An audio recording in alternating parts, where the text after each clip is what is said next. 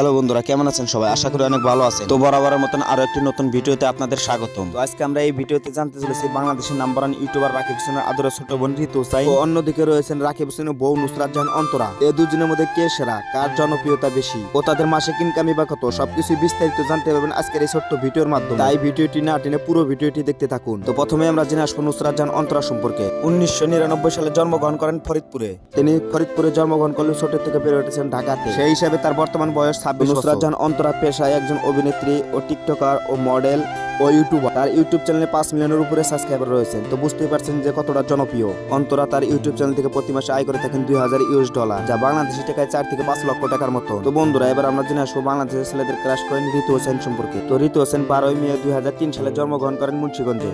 তিনি মুন্সিগঞ্জে জন্মগ্রহণ করলেও ছোট থেকে বেড়ে উঠেছেন ঢাকা মহানগর। 2025 সাল হিসেবে তার বর্তমান বয়স 23 বছর। ঋতু পেশায় একজন টিকটকার ও ইউটিউবার। তার ইউটিউব চ্যানেলে সাবস্ক্রাইবার রয়েছেন 5 মিলিয়নের উপরে। তো বুঝতেই পারতেছেন যে কতটা জনপ্রিয়। ঋতু হোসেন তার ইউটিউব চ্যানেল থেকে মাসে আয় করে থাকেন 5 থেকে 6 লক্ষ টাকার মতন। তো বন্ধুরা, এই ছিল আজকের ভিডিও। তো ভিডিওটা কেমন লাগলো তা কমেন্টে জানাতে পারেন।